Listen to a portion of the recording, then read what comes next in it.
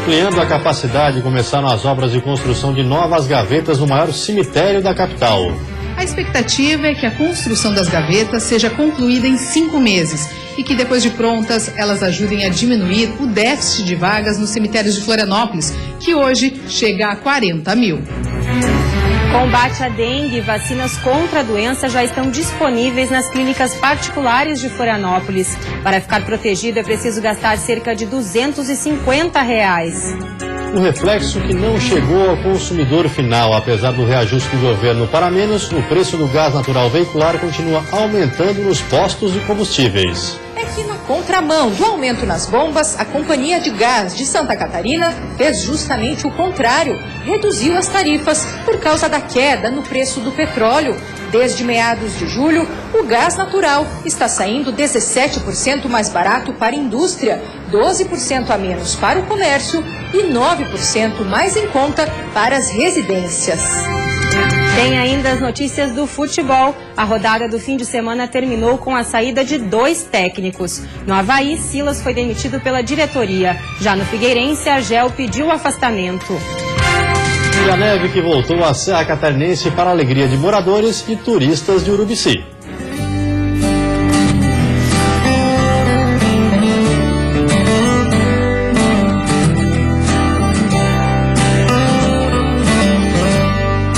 O Banho de Cidade desta segunda-feira já está no ar.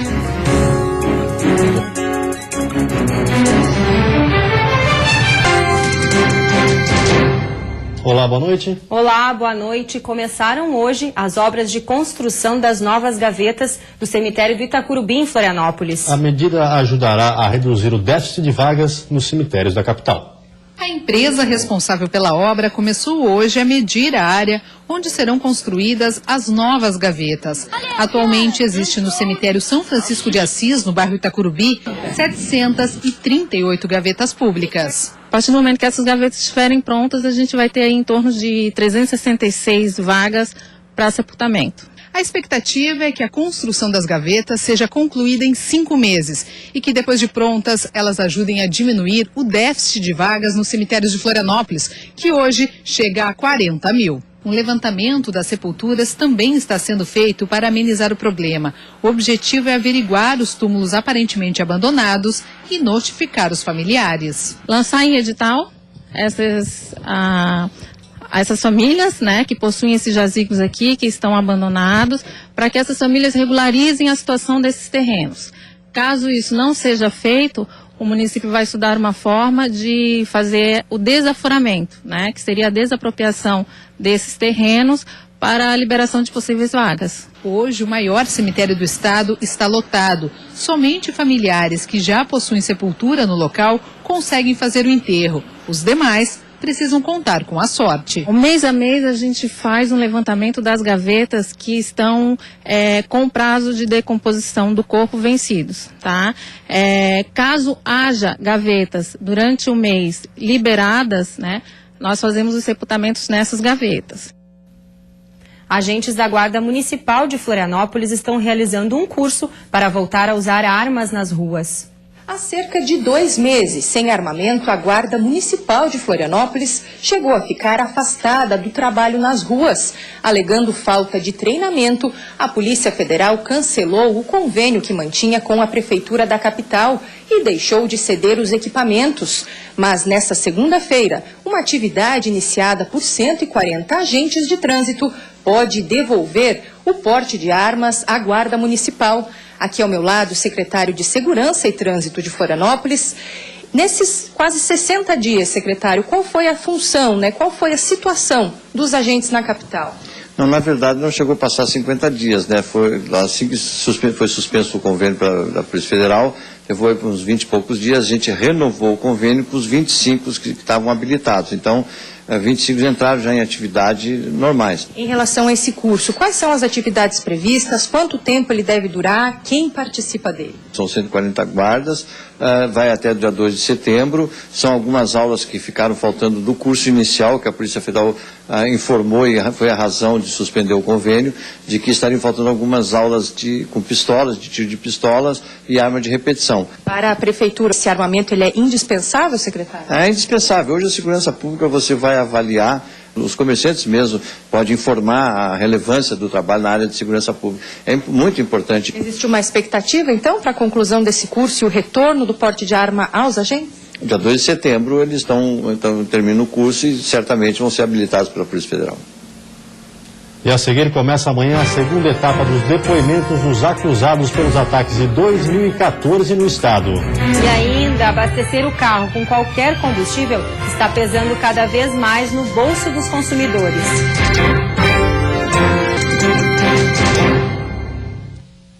Começa amanhã a segunda etapa dos depoimentos dos acusados pela onda de ataques de 2014 no estado. Com isso, haverá mais uma grande operação de segurança para fazer a transferência dos detentos para o fórum do centro da capital.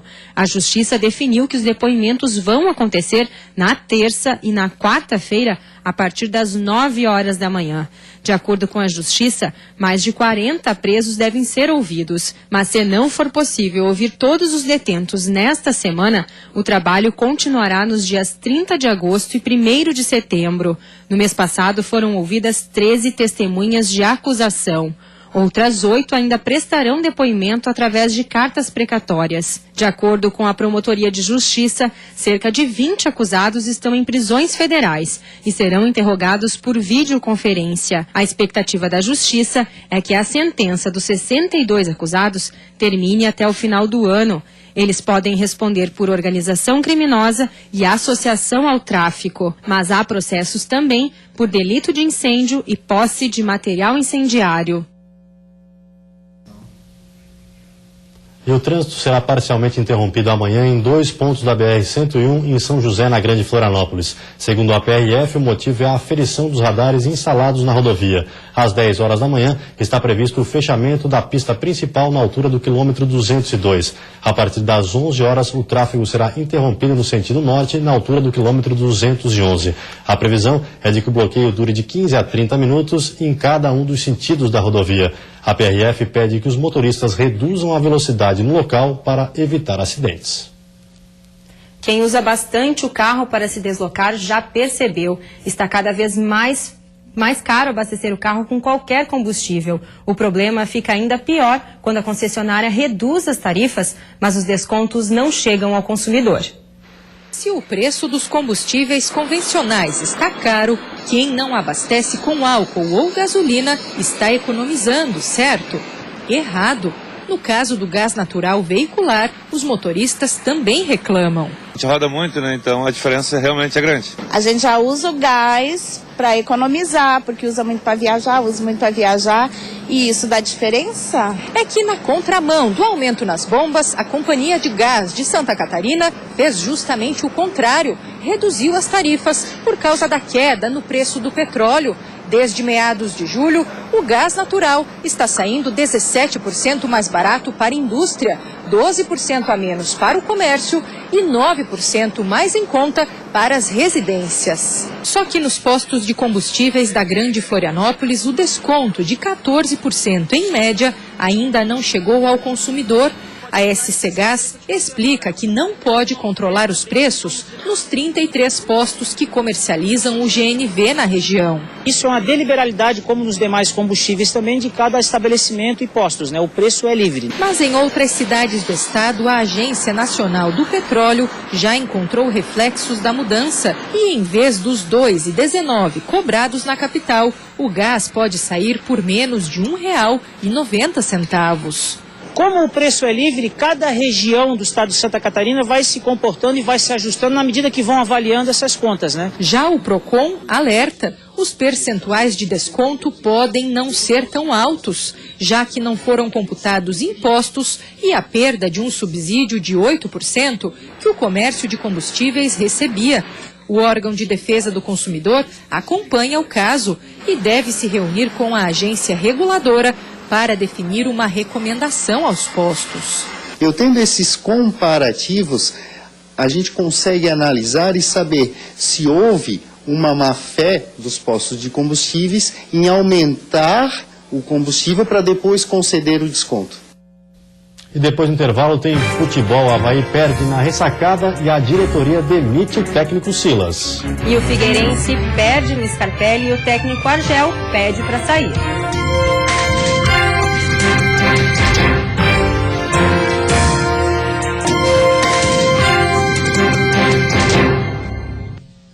Futebol, o Joinville continua numa situação bastante delicada na Série B. Mesmo jogando em casa na abertura do retorno, o time não conseguiu superar o luverdense. O Joinville queria a vitória dentro de casa para começar bem o retorno e saiu na frente do luverdense com esse gol do Jael. Mas o Jack não conseguiu segurar a vitória. Sérgio Mota aproveitou a falha da zaga e empatou a partida, que ficou mesmo no 1-1. O Criciúma, melhor catarinense da Série B, conseguiu uma vitória importante fora de casa e ficou mais próximo do grupo de acesso. O Criciúma estreou muito bem no retorno. Na Arena Pernambuco, Alex Maranhão tabelou e bateu no cantinho do goleiro. Vitória importante do Tigre para dar moral e voltar a pensar no acesso à Série A. Agora é se preparar para o clássico contra o Joinville. Silas não é mais o técnico do Avaí. Ele foi demitido depois da derrota por 3-0 para o Bahia em plena ressacada. Tudo começou com esse gol do Bahia, aos 33 minutos de jogo. Depois da cobrança de escanteio, a zaga havaiana desviou e a bola caiu nos pés do Edgar Júnior, que não perdoou. Mas o que já estava ruim piorou 2 minutos depois. Em um erro na saída de bola do Avaí, Alano tocou para Renato Cajá, que achou Hernani Brocador. Com um belo chute, o atacante ampliou o placar na ressacada. 2 gols em 2 minutos deixaram o Avaí atordoado em campo. Por muito pouco, o Leão não tomou o terceiro logo em seguida. No segundo tempo, o Silas trocou 2 jogadores. Saíram William e Jajá e entraram Lucas Coelho e Romarinho. Logo no primeiro lance da segunda etapa, por muito pouco, Lucas Coelho não fez valer a substituição. Muriel salvou o Bahia. Mas a reação ficou por aí. Aos 9 minutos, Luiz Antônio cobrou escanteio e Thiago subiu mais alto que todo mundo e fuzilou de cabeça para o fundo do gol. Depois do 3-0, o Avaí se lançou de vez ao ataque e tentou descontar na base do abafo. Pelo menos 2 oportunidades, o Bahia chegou bem perto de ampliar o placar, mas o Renan salvou o Avaí. Aos 22 do segundo tempo, o momento que o torcedor tanto esperava finalmente aconteceu. Marquinhos Santos voltou a pisar no gramado da ressacada em um jogo oficial. 1 minuto depois, ele já deu seu cartão de visitas nesse chute pro gol. Mas nem mesmo o camisa 10 foi capaz de mudar o jogo. Nos minutos finais, o Leão até assustou o Bahia em 2 lances, com Lucas Coelho e depois com o Renato. Mas o placar não mudou, ficou mesmo no 3-0 para o Bahia. E para fechar a noite, ainda teve a demissão do técnico Silas, que deixou o time com um aproveitamento de menos de 36% dos pontos. Futebol é desse jeito, não tem como. Futebol, o resultado não vindo, estoura no treinador, é o treinador que sai, não podemos tirar 36 atletas, então... Nós tínhamos 10 jogos, os 10 primeiros do segundo turno, 6 em casa. Então a ideia era justamente a gente sair bem para depois ver em quais condições nós estaríamos para brigar por alguma coisa mais importante. Isso não aconteceu, a gente já começou com resultado negativo. E a diretoria fez essa opção pela saída do comando técnico. Eu acho que futebol ele só presta quando ganha. Quando não ganha, não presta. Principalmente para treinador, diretor de futebol, é sempre assim. E também o Figueirense ficou sem técnico. Depois da derrota para o Cruzeiro no Orlando Scarpelli, Argel Fux pediu o afastamento do comando da equipe. Aos 2 minutos de jogo, a certeza de que não seria uma noite fácil. Calcaia chegou atrasado e fez uma falta aparentemente inofensiva em Lucas Romero. Mas o que parecia não ter perigo se transformou no primeiro gol do Cruzeiro. Robinho botou na área, Marquinhos tirou mal e Henrique se esticou para botar para dentro. 1-0. O Figueira tentou responder rápido na cobrança de falta de Ayrton, em que a zaga cruzeirense também se atrapalhou, mas Marquinhos não conseguiu dominar. Então, Ayrton tentou de novo. No desvio de Rafael Moura, a bola foi na trave e na volta Carlos Alberto parou na zaga. Mesmo ganhando, era o técnico Mano Menezes que se agitava na área técnica. Argel Fux, nessa noite, era mais observador. Caminhava de um lado para o outro e não gostava muito do que via. E lá ia o Figueira para a bola parada outra vez. Mesmo que o Cruzeiro desse brecha, ninguém aparecia para completar. O Cruzeiro também chegava pouco, mas assustava quando chegava. E Carlos Alberto começou a ficar impaciente. Levou o cartão amarelo por essa falta. Aí o Henrique fez essa falta e também foi amarelado. 5 minutos depois, Henrique atropelou o Carlos Alberto, mas nada de levar o segundo amarelo. No primeiro tempo, o Cruzeiro ainda teve jogada ensaiada que parou no travessão, mas o jogo foi para o intervalo com 1-0 mesmo. Começou o segundo tempo e as chances de reação do Figueira diminuíram quando depois do bate-rebate a bola veio na cabeça de Ábila, que fez 2-0 Cruzeiro. Rafael Moura não se entregou, mas o chute saiu fraco. E as coisas complicaram de vez quando o Carlos Alberto subiu o braço para cima de Rafael Sobis e levou o segundo amarelo. O Furacão continuou tentando. Bruno Alves subiu para fazer o cabeceio e quase diminuiu. Na sequência, Pará quase marcou meio na sorte quando cruzou. Rafael Moura ainda teve mais uma chance. Mas o gol veio numa bobeira do Cruzeiro. Henrique perdeu para Rafael Moura e Ferrugem ficou na cara do gol. Chutaço no canto, sem chance para Lucas França. Mas eram 42 do segundo tempo e tarde para tentar empatar. Fim de jogo, 2-1 Cruzeiro. O Figueira brigou, lutou muito para tentar o gol de empate, mas ele acabou não acontecendo. Agora, a luta contra o rebaixamento é que fica mais complicada. Enquanto o Cruzeiro respira um pouco mais aliviado na tabela, o Figueira se afunda ainda mais no Z4. E fica ainda mais complicado para o Figueirense porque vai ter nova mudança de técnico. Logo após a derrota, Argel Fux pediu demissão. Então, eu acabo deixando o cargo de treinador do Figueirense, certo? Agradecendo aos jogadores, aos funcionários, às pessoas que trabalharam com a gente aqui, né? Que se entregaram nesses 35 dias, 40 dias, né? Que a gente ficou aqui, se entregaram e deram o máximo. Agora eu sou o terceiro profissional, daqui a pouco um quarto profissional pode, né, conseguir extrair mais, né, desses jogadores. Terminando o jogo, sentamos, analisamos, né, e pensando na instituição figueirense, em comum acordo, entendemos que a melhor alternativa era fazer uma troca no comando técnico. E a Chapecoense conseguiu finalmente 2 vitórias seguidas nesse Brasileirão. Contra o Lanterna América em Minas Gerais, o gol da vitória veio no finalzinho da partida e foi contra. Jogando em casa, o América Mineiro saiu na frente da Chape depois desse pênalti. Gilson cobrou e estufou a rede. O empate da Chape veio no segundo tempo. Martinútil acertou belo lançamento e Lucas Gomes fez de cabeça. No último minuto do jogo, o zagueiro e o goleiro do América não se entenderam. E o zagueirão marcou contra, fechando o placar em 2-1 para a Chapecoense. A seguir, clínicas particulares de Florianópolis já estão aplicando a vacina contra a dengue. E ainda a neve faz a alegria dos turistas que visitaram a Serra Catarinense neste final de semana.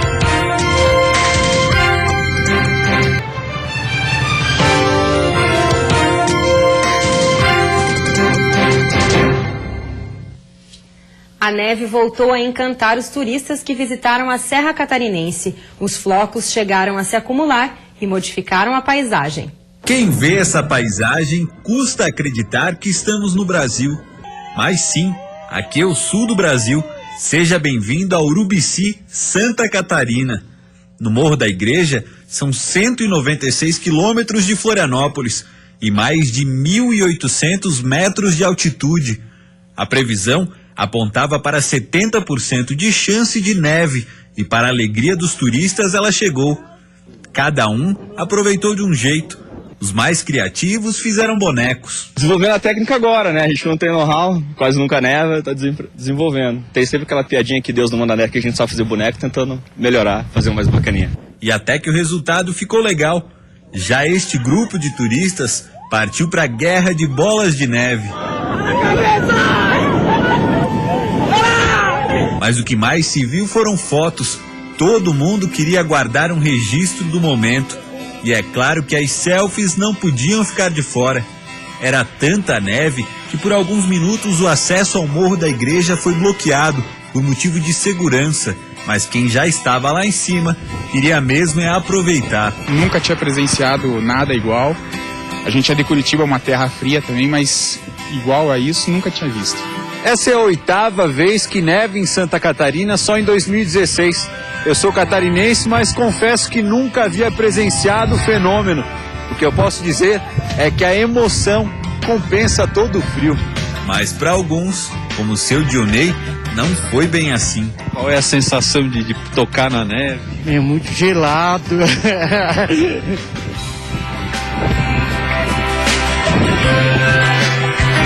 Os próximos dias devem continuar com temperaturas baixas no estado. Os termômetros registram mínima de 4 graus negativos na Serra.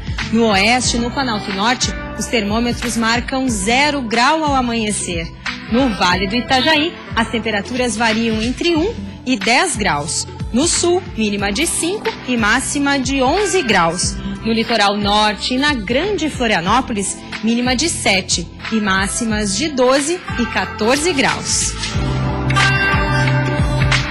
Clínicas particulares de Florianópolis já estão aplicando a vacina contra a dengue, mas apesar da imunização já ser uma alternativa, o combate ao mosquito precisa continuar.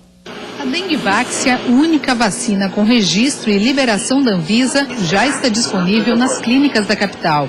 A imunização exige 3 doses e pode ser feita em crianças a partir dos 9 anos até adultos com 45 anos. Grávidas, lactantes e pessoas com baixa imunidade não podem receber a dose, que leva até 2 semanas para fazer efeito. Uma vacina que foi amplamente estudada antes de ser liberada no Brasil. Os primeiros testes já começaram na década de 50 e as coisas, com a tecnologia, ela foi atualizada e hoje ela é uma vacina que nós chamamos de recombinação. É uma vacina modificada geneticamente, que é uma tecnologia que não existia em 1950. Então hoje ela é uma vacina tetravalente, que ela protege contra o vírus da dengue, o tipo 1, o 2, o 3 e o 4. Quem quiser ficar protegido contra a dengue precisará desembolsar cerca de R$250. Mas a eficácia tem ótimos resultados, principalmente contra a forma mais grave da doença. Globalmente falando, a eficácia dela é na faixa de 65%, mas ela protege 90% contra as formas graves, que é aquela forma hemorrágica que a pessoa começa a ter um quadro grave, começa com sangramento, leva à hospitalização e eventualmente à morte. Mas apesar da vacina já ser uma realidade, não dá para esquecer que o mosquito Aedes aegypti transmite mais 2 doenças graves, febre chikungunya e zika vírus. Por isso, o combate deve continuar mesmo no inverno. Para que a gente reforce a orientação à população, para que a gente elimine os criadouros e trate alguns recipientes que não podem ser eliminados, como ralos, cisternas, piscinas, e esse tratamento ele é feito com larvicida. É importante que a gente volte a cada 2 meses, porque a larvicida ele tem um efeito residual de até 2 meses. O combate precisa ser frequente, já que os ovos do mosquito são resistentes e podem durar até 1 ano. A prevenção no inverno pode ajudar a garantir um verão com menos casos das doenças transmitidas pelo Aedes aegypti. A gente precisa eliminar esses recipientes que, por mais que eles não tenham água agora, ele pode ter um ovo ali. E quando a água chegar, se tiver as condições ideais de temperatura, esse ovo pode eclodir e virar um mosquito em até 7 dias. E você fica agora com o Jornal da Band. Boa noite e até amanhã. Uma ótima noite a todos e até amanhã.